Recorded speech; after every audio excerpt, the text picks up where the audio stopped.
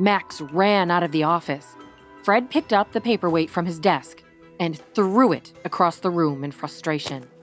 The paperweight burst into a million pieces. Hours later, Quinn forced her eyes open. Her head was pounding. She tried to sit up, but the room spun around her. She closed her eyes again. She put her hands on the floor beside her. It was concrete. She ran her hands over her arms and chest. No injuries, Quinn thought to herself. A swift kick to her foot shook her out of her thoughts. "I know you're awake," Brad snapped at her. Quinn forced her eyes all the way open and sat up. Quinn looked around. They were locked in a garage of some sort. There were no windows, and only a single bulb hung above her head for light. She was crunched between a pile of packing boxes and old gym equipment. Brad sat across from her in a folding chair. The gun was still in hand and pointed at her. His face was red and tear-stained, but he kept the weapon trained on her with a steady hand.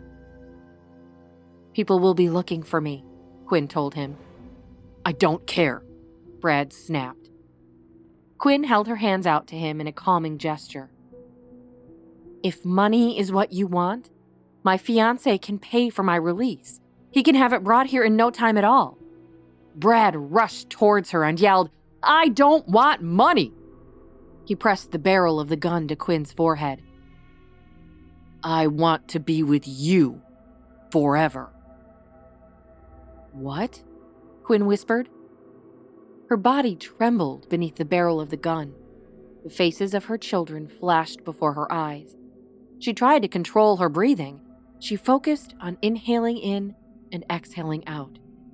In and out. "I failed your father, I did, and I'm sorry. But I did everything I could to save him." "You didn't do enough," screamed Brad down at her. "Now he's gone." "You're right. I failed your father, and I have failed you.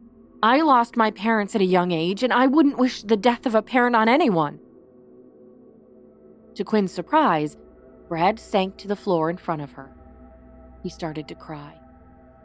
Until Quinn realized that he was laughing. He was laughing so hard he was crying. "Not the dead parents bonding talk, please," he said and waved his gun at her. "You know, I don't even know Mr. Bernstein. I'm not his son. My real dad is alive and well." He laughed maniacally. Quinn leaned away from him. "What? Why did you take me then?" "I've been watching you for a long time, Doctor." "Weeks," Brad leered. "But why did you pretend to be Mr. Bernstein's son?" Brad leaned over and moved Quinn's hair out of her face.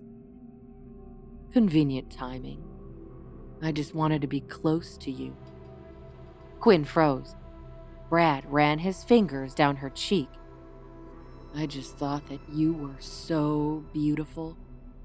He cupped her cheek with his palm and his grip on the gun loosened. Quinn inched her fingers across the concrete floor towards the weapon.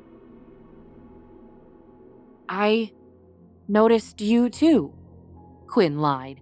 She had a plan now forming in her mind. Brad's eyes lit up at her response. "You did?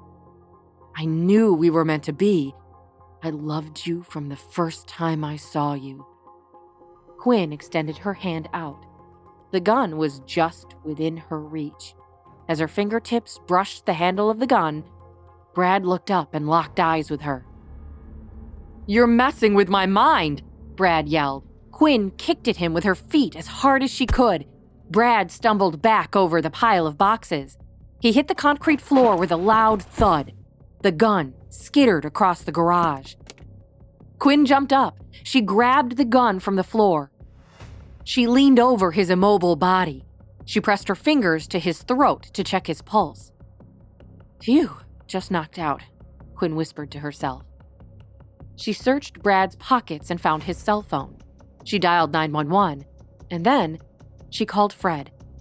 She hoped that help would get here before Brad woke up. Quinn held the gun steady on Brad. His eyes flickered open. Hi, I am Quinn. Want to know my battle? Then download the Pocket FM app and listen to the exciting episodes of A Mother's Battle now.